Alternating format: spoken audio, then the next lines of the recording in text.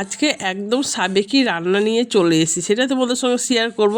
পাতলা ছোটো মাছে পাতলা ঝোল সাবেকি রান্না, একদম ঘরোয়া পদ্ধতিতে কী করে রান্নাটা করলাম তোমরা দেখতে থাকবে, রিসিভ করবে না। এই যে ছোটো মাছ নিয়ে নিয়েছি, পদ্মার মাছ। ছোটো মাছ তো এখন পাওয়া যায় না, যাই হোক ছোটো মাছ অনেক দিন পর পেয়েছি, আর আমি তো নিয়ে এসেছি, নিয়ে এসেছি। মাছটা কেটে ধুয়ে লবণ হলুদ মাখিয়ে রেখে দিলাম। দেখতে হচ্ছে সব রকম মাছ আছে, মাছটা দেখতে সুন্দর লাগছে। তার জন্য কী কী সবজি লাগবে, তো হয়তো বেগুন, আলু, সিম, মূলো দিয়েছি, আর কোনো কিছু দিন ঘরে এইগুলোই ছিল। আর মশলার মধ্যে হচ্ছে শুকনো লঙ্কা আর আদা, ব্যাস, আর কোনো মশলা দেবো না। কম তেল মশলায় পাতলা ঝোল করবো, মাছের রেসিপিটা এত দুর্দান্ত লাগবে।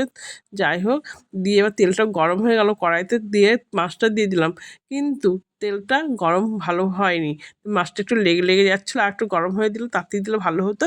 যাই কোনো রকম মাছটা ভালো করে একটু ভাজলাম, গোটা গোটা আছে। দিয়ে কড়াইতে তেল দিয়ে দিলাম জিরা আর শুকনো লঙ্কা ফোড়ন দিলাম।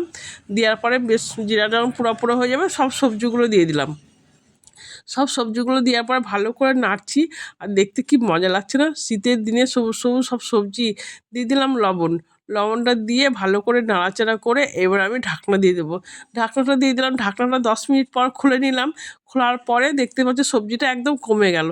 ভালো করে কষে কষে একটু সবজিটা নাড়ছি। দিলাম একটু হলুদটা দেওয়ার পরে একটু নাড়বো, ভালো করে নেড়ে নেড়ে সবজিটা নেড়ে নেড়ে রান্না করলে খেতেও টেস্ট হবে। আর এমনি জানোই তোমরা, ভালো করে তরকারি কষে রান্না করতে গেলে একটু সময় লাগে, ভিডিওটা একটু বড় হয়ে যায়।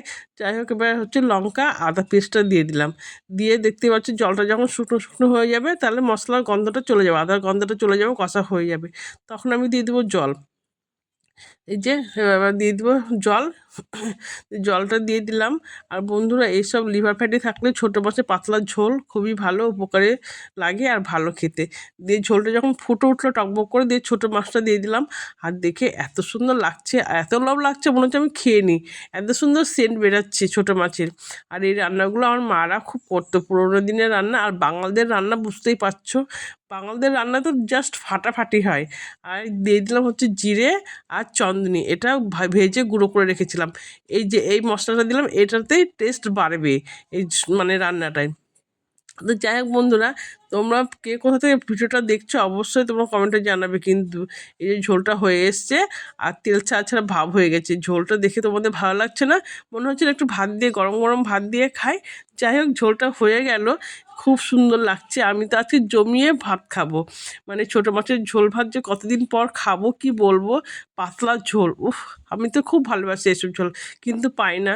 ছোটোবেলায় খেতাম, এখন শ্বশুরবাড়ি এসে শুধু বড় বড় মাছ, এসব মাছ পছন্দ করে না। তো আমার ভিডিওটা তোমাদের কেমন লাগলো অবশ্যই বলবে। আর তোমরা কোথা থেকে দেখছো অবশ্যই কমেন্টে জানাবে। তো আমার ভিডিও যদি ভালো লাগে তোমাদের লাইক শেয়ার কমেন্ট করবে। আর নতুন বন্ধু থাকলে চ্যানেলটা সাবস্ক্রাইব করবে। টাটা বন্ধুরা, ভালো থেকো।